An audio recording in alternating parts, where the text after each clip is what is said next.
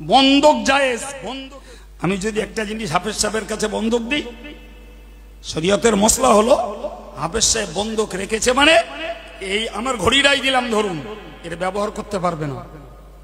আমাদের দেশে বন্ধক হারাম, কেন এরা জমি বন্ধক দেয়, যে নেয় সেই জমি চাষ করে ভোগ করে খায়, ওইটা হারাম। বন্ধক জায়েজ, বন্ধকের উপসত্ব ভোগ করা হারাম।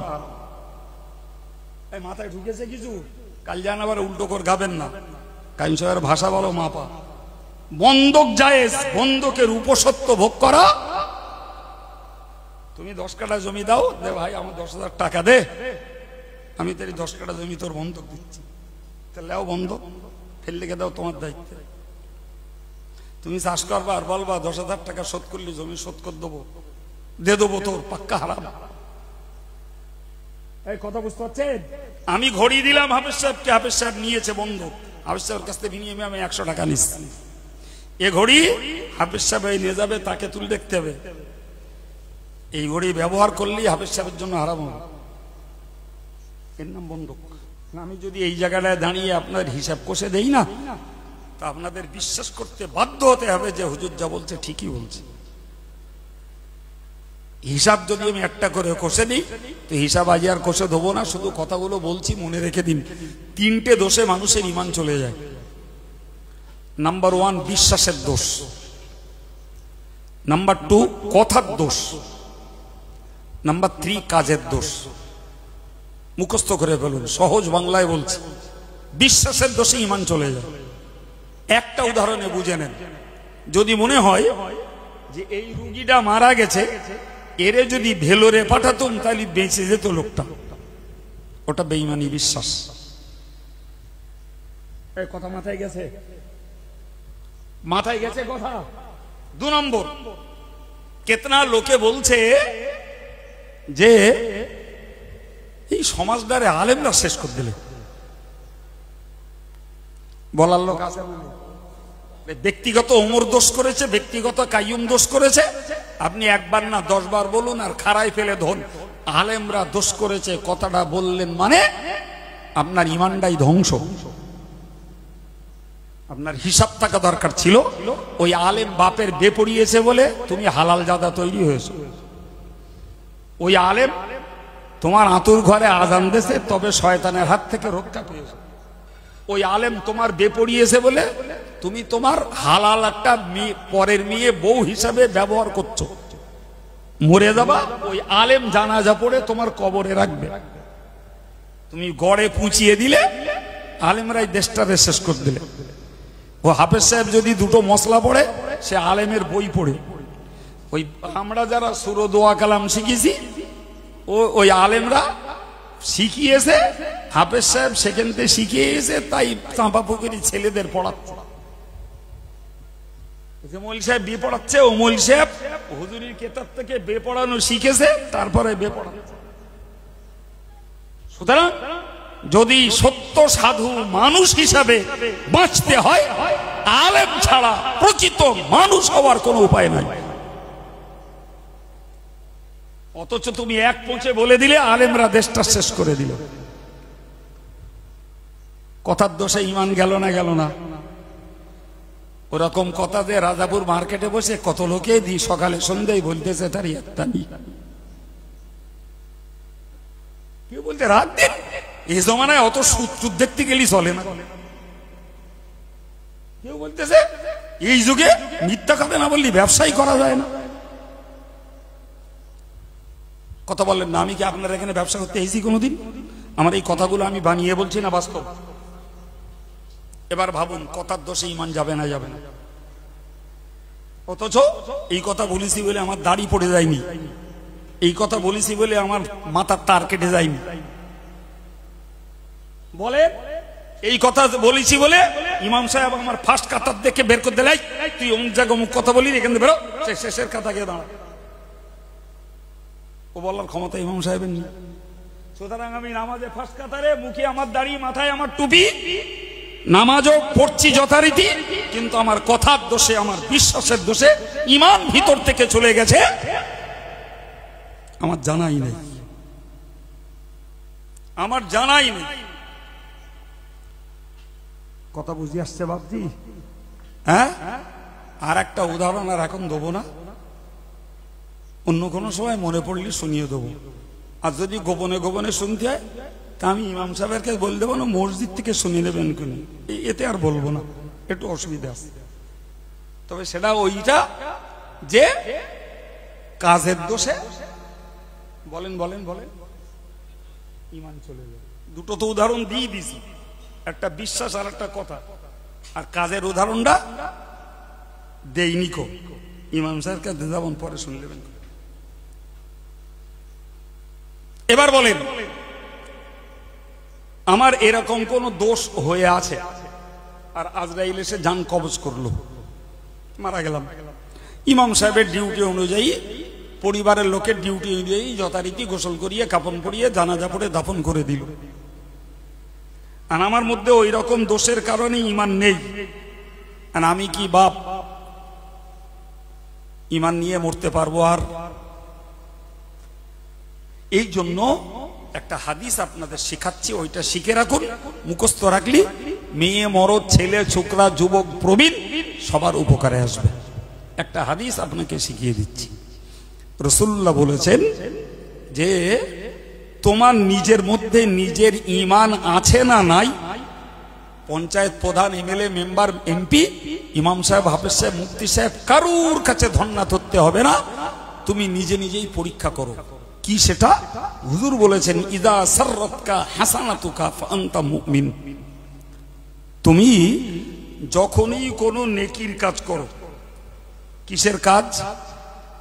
যখনই কোনো নেকির কাজ তুমি করো, এই নেকির কাজ করার পরে তোমার মনটা যদি খুশি হয়,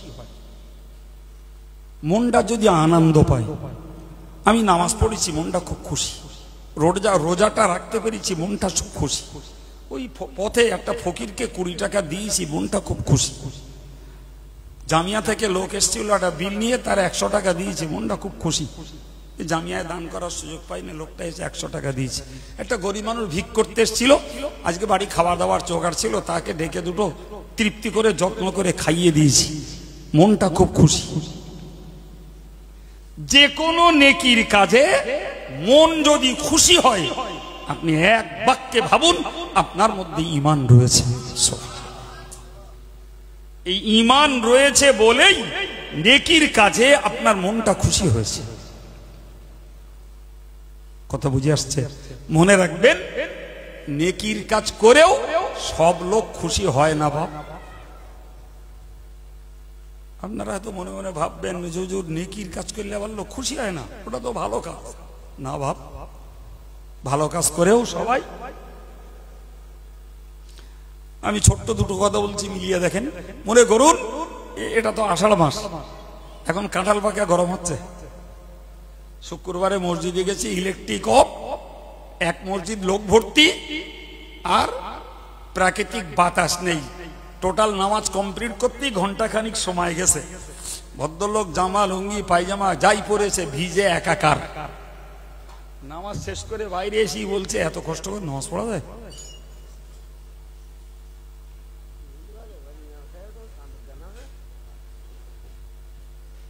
ওই লোকটা বলো চাঁপাপুকুর স্টেশন থেকে ট্রেনে উঠে দাঁড়াচ্ছে, বারাসাত পর্যন্ত সিটের নামগন্ধ নেই, ওইখানে যদি এক্সচেঞ্জ হয় তো ভালো, নাহলে আপ টু শিয়ালদা দাঁড়িয়ে মিনিমাম 2 ঘন্টার কাছাকাছি, ওতে একবারও বলে না যে এরকম করে শিয়ালদায় আসা যায়।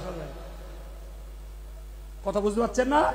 আর মসজিদে 1 ঘন্টায় ঘেমে গেছে, এতে দোষ ইমামের কেরাত লম্বা, লেকচার দিয়েছে বেশি, দোয়া একটু ছোট করতে জানে না, সবসময় বড় বড় দোয়া। বলেন বলেন, তাহলে দোয়া বলুন, ইমামের লেকচার বলুন, আর নামাজের কেরাত 15 সেকেন্ড বেশি হয়েছে ধরুন, এই কাজগুলো একটাও খারাপ? হ্যাঁ, তাহলে ওই লোকটা যদি বাইরে এসে বলতো যে আলহামদুলিল্লাহ, কষ্ট যা হোক নামাজটা অন্তত তৃপ্তির সঙ্গে পড়তে পেরেছি আলহামদুলিল্লাহ, ওইটা ছিল ওর পাক্কা ইমানদারের পরিচয়। কিন্তু লোকটা যখন বাইরে এসেই বলছে এত কষ্ট করে নামাজ পড়া যায়, তাহলে বোঝা গেল ও নামাজ পড়ে যত না খুশি হয়েছে তার থেকে বেশি কষ্ট হয়েছে ওর ঘামে। বাইরে এই জন্যই মনে রাখতে হবে, ভালো কাজ করেও সব মানুষ কি বলেছি বলেন ভাই? এখন ধরুন রাত 1:30, ধরুন বলেছি আমি, এখন রাত 1:30, তা আমি চাচ্ছি জলসাটা শেষ করে দেবো। তা বেশি অংশ লোক হুজুর একটুখানি বলেন, আর ওই পিছন দিক থেকে দুজন বলতে হুজুর শেষ করে দেন, শেষ করে দেন হুজুর, সকালে কাজ কাম আছে সবার। এরকম হয় না? হয় না? মানে এই লোকগুলো দেখতেছে যাক একটু কোরআন হাদিসের কথা শুনতে পাচ্ছি, শুনলেই তো সব, একটু শুনি। আর ওরা দুটো দিতে যতই শুনি, হুজুর দোয়া না করলি তাই বলে খাদ্য দিচ্ছে না, যত দেরি হবে খাওয়া তত লেট। আচ্ছা, তা আমি সবার নাম সবার রক্ষে করতে যে আমি বললাম যাক ওদেরও কষ্ট না হয় আর এদেরও দাবিটা একেবারে বাদ না যায়, তা নেন ভাই আমি আর 10 মিনিট বলছি, আপনারাও 10 মিনিট শুনি খুশি হন, আর ওরাও 10 মিনিটে কষ্ট হবে না। আচ্ছা, আমি 10 মিনিটে যদি কোরআন হাদিস আরো দুটো বলি মধুর বাণী, এতে কি মনে হচ্ছে ওই যারা শেষ করে দিত বলতে ওরা খুশি হবে না? হচ্ছে হবে খুশি? আমি এই দুটো চোখে আঙুল দিয়ে বোঝাতে চাইলাম যে সবাই বলো নেকির কাজে সবসময় খুশি। আল্লাহ পাকের নবী বলেছেন যে নেকির কাজ করে যদি তুমি সন্তুষ্ট হও তাহলে তুমি বোঝো তোমার মধ্যে এই তো মাশাআল্লাহ ভালোই মনে রেখেছেন ঈমান আছে। পরক্ষণই আল্লাহ পাকের নবী বলেছেন ওয়া ইযা সাআতকা সাইয়্যাতুকা ফাআনতা মুমিন, আর যদি কখনো কদাচিৎ তোমার দ্বারাই কোনো পাপের কাজ হয়ে যায়, একটা মিথ্যা কথা, একটা গালি, কিংবা একটা ফাঁকিবাজি, কিংবা মনে করা যাক একটা মারধর, একটা অন্যায় অত্যাচার, কি একটা নামাজ কাজা, কি একটা রোজা কাজা, বুঝতে পারেননি? যে কোনো ধরনের একটা পাপের কাজ আপনার দ্বারাই হয়ে পড়েছে, আপনার মনটা খুব খারাপ, ইস আমি মিথ্যা কথা বলিনি আর আজ একটা মিথ্যা কথা বলে ফেললুম, জীবনে বহুত দিন রোজা কাজা করিনি আর আজকে রোজাটা কাজা হয়ে গেল, কবে নামাজ কাজা করেছি আমার মনে পড়ে না, আর আজকে এদের পাল্লায় পড়ে আমার নামাজটা গেল। আমি জীবনে কোনদিন গান শুনিনি, আজকে এমন একটা বাসে উঠেছি, সে বাসে ভিডিও ক্যামেরা চলতেছে, কিচ্ছু করারও নি, অগত্যা চোরের মতো গান না শোনা লোকটা মাথা গুজিয়ে চোখ বুজিয়ে বসে রয়েছে, কিন্তু কান তো খোলা, ঢুকতেছ তো আওয়াজ। এই যে ইচ্ছা নয় অনিচ্ছাতেও একটা লোক একটা পাপের কাজ করে ফেলেছে, এর মনটা খারাপ হবে না? হবে না? জি ভাই হাফেজ সাহেব রাগের তাল সামলাতে না পেরে আমার নামে একটা মোটা কথা বলল, পরে যখন ধাতস্থ হলো তখন মনে হলো ইস কথাটা বলা আমার ঠিক হয়নি। কথা বলেন, এই যে মনের ভিতরের স্ট্রাইক যেটা আমি করতে চাইনি আচমকা ঘটে গেছে, প্রিয় নবী বললেন যে পাপের কাজ করার পরে মনের ভিতরে যদি তোমার ব্যথা লাগে, দুঃখ লাগে, তাহলে তুমি বোঝো তোমার ভিতরে ঈমান আছে। এই যে শিখিয়েছেন রাসূলুল্লাহ, নেকির কাজে আনন্দ আর পাপের কাজে দুঃখ ব্যথা, এই যে দুটো গুণ, নেকির কাজ করেছো মনের ভিতরে আনন্দ, আলহামদুলিল্লাহ, এই নেকির কাজে খুশি আর পাপের কাজে দুঃখিত, এই অবস্থা চলতে থাকলে আজরাইল আলাইহিস সালাম জবিনি ইনশাআল্লাহ ওই নারী ওই পুরুষ ঈমান সহ মরতে পারবে। কথা ক্লিয়ার? কিন্তু উল্টোটা মনে ভাবুন, নেকির কাজে অনীহা, নেকির কাজে ঘৃণা, অবজ্ঞা, জোর করে লোকে করালেও মন ঠিক সন্তুষ্ট হয় না, আর পাপের কাজে বিরাট খুশি, নামাজ পড়ে না তো মনে করে বিরাট চালাক, সুদ খাচ্ছে র্যান্ডাম, যতই মৌলানা হারাম বলুক তারপরেও ওর মনে কোনো ব্যথা দুঃখ কিচ্ছু নেই। মেয়েরা একদল বেপর্দায় ঘুরছে, গলাবাজারি করছে, কত বলা হচ্ছে, তারপরেও তাদের মধ্যে লজ্জা শরম কিচ্ছু নেই। গান শুনতেছে, এত শোনা শুনতেছে, ঘুমোবে তাও ওয়াকম্যান কানে গুঁজে দিয়ে শোচ্ছে, কখন ঘুমোচ্ছে তাও জানে না, তখন জেগে উঠতেছে তখনও কানে গোঁজারিয়ে। হয়তো দুটো, একটা বোর কানে একটা নিজের কানে দেশ হচ্ছে। এই কথা বুঝতে পারেননি? হ্যাঁ, তাহলে এই যে হারাম আর পাপের কাজগুলো করছে তার ভিতরে দুঃখ নেই, বেদনা নেই, কোন রকমের স্ট্রাইক নেই। এর মরণ আজরাইল জবে নেবে, ওর বেঈমান হয়ে মরার সম্ভাবনা। কারণ ও নেকির কাজে আনন্দ নাই, আর পাপের কাজে ওর বলেন দুঃখ নাই। কথা বোঝা গেল? আজরাইল তো বলে খেয়ে নেবে না, আজরাইল বলে খেয়ে নেবে। হ্যাঁ, তাহলে হালাত তো এই চলছে। তাহলে আমাদেরকে মনের সঙ্গে সেট আপ করতে হবে যে নেকির কাজে আমি আনন্দিত না দুঃখিত, আর পাপের কাজে আমি দুঃখিত না আনন্দিত। নিয়ম কি হতে হবে?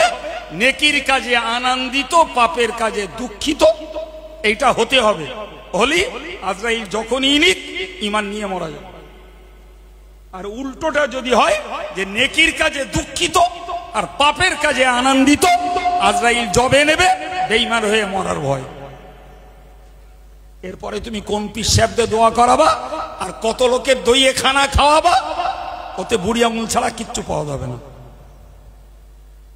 এই কথা বোঝাতে পেরেছি বাপ? হ্যাঁ, তো আমি শুরু থেকে আজ পর্যন্ত আমার যেরাম আল্লাহ জুগিয়েছেন খুব স্পষ্ট করে আপনাদেরকে বুঝিয়েছি, স্পষ্ট করে বুঝিয়েছি। কবরের মানুষগুলো মরা না, শুনতে পায়, দেখতে পায়, কথা বলতে পারে, শান্তি আর শাস্তি উপভোগ করতে পারে, বুঝিয়েছি। মনে আছে? পরেরটা বুঝিয়েছি, কবরে যদি দোয়া পেতে হয় তাহলে ঈমান নিয়ে মরা লাগবে। আর 3 নম্বরটা বুঝিয়েছি, ঈমান নিয়ে বেঁচে আছি কিনা তা বুঝবার জন্য প্রত্যেককে শিখিয়েছি। মুফতি মাওলানা মেম্বার এমপি এমএলএ কারুর দরবারে ধন্না ধরতে হবে না, নিজের বিবেকের কাছেই নিজের ইমানদারের সাক্ষী পাওয়া যাবে। হ্যাঁ না বলেন, বুঝতে পেরেছেন না পারেননি? সেকেন্ডের ভিতরে প্রমাণ হবে, সেকেন্ডের ভিতরে যে আমি এই কাজটা করেছি, এর জন্য আমি আনন্দিত না দুঃখিত। জানি কাজটা খারাপ, কিন্তু দেখছি মনটা খুব খুশি, তার মানে ইমানটা খেয়ে গেছে। আর দেখছি কাজটা পাপের কাজ করে ফেলেছি একটা, আমার মনটা খুব খারাপ, ইস আমার মতন লোকের এই কাজটা করা উচিত, আল্লাহ তুমি মাফ করে দিও। অতি প্রমাণ হয়ে গেছে আমার মধ্যে ঈমান আছে বলেই আমি ওই খারাপটা বুঝতে পেরেছি, তাই আল্লাহর কাছে ক্ষমা চাচ্ছি। ভাই এই জ্ঞানটা যদি থাকে না, বিশ্বাস করুন আপনি মহা মূল্যবান সম্পদ আপনার ধর্ম জীবনে জোগাড় করতে পারলেন। এই একটা জ্ঞান যদি থাকে, গাদাওয়াজ শুনতে হবে না, বাকি এটা ভালো ওটা খারাপ খুব জেনে জেনে জেনে জেনে হাফেজ হয়ে গেছে। নামাজ, রোজা, হজ, যাকাত, জিকির, তাসবিহ, সদকা, ফিতরা, কোরবানি, বাপ মার সেবা, বড় শ্রদ্ধা, ছোটর স্নেহ, লোকে সালাম করা, সত্য কথা বলা, এগুলো ভালো। শুনে শুনে শুনে শুনে আমরা হাফেজ হয়ে গেছি। জি, শিরক, সুদ, মদ, গান, মিথ্যাচারিতা, নারীবাজি, গালিগালাজ, বেপর্দা, লোকের ফাঁকি মারা, হক নষ্ট করা, সুদ খাওয়া, জোয়া খেলা, তাস পেটানো, এগুলো খারাপ। জেনে জেনে জেনে জেনে সব হাফেজ হয়ে গেছে। মূল জ্ঞান ওইটা যেটা শেখালাম, যদি ঈমান থাকে না তখন ওই খারাপ কাজটা হলি মানুষের মনে ধাক্কা লাগে, মানুষ তখন ক্ষমা চায়। আল্লাহর ঘরে সফর একটি স্বপ্ন, আর সেই স্বপ্ন পূরণে আপনার নির্ভরযোগ্য সঙ্গী আল আমিন আল মাদিনা ট্যুর অ্যান্ড ট্রাভেলস। আমরা দিচ্ছি স্বল্প খরচে, প্রতারণামুক্ত এবং মানসম্মত হজ ও ওমরা পরিষেবা। আমাদের সাথে থাকলে আপনার যাত্রা হবে নিরাপদ, আরামদায়ক এবং দুশ্চিন্তামুক্ত। অভিজ্ঞ মুআল্লিম ও গাইডের সহযোগিতায় আপনি পাবেন সম্পূর্ণ সহায়তা। থাকছে আরামদায়ক ফ্লাইট, উন্নত মানের হোটেল বুকিং, নির্ভরযোগ্য পরিবহন এবং মক্কা মদিনার পবিত্র স্থানসমূহের বিশেষ জিয়ারত সুবিধা। প্রতিশ্রুত খরচেই সব সেবা প্রদান করা হয়, কোনো লুকানো চার্জ নেই। আমাদের লক্ষ্য একটাই, আল্লাহর অতিথিদের সর্বোত্তম সেবা দিয়ে আপনার হজ ও ওমরা সফরকে করে তোলা স্মরণীয়, সহজ ও ইবাদতময়। আজই যোগাযোগ করুন আল আমিন আল মাদিনা ট্যুর অ্যান্ড ট্রাভেল।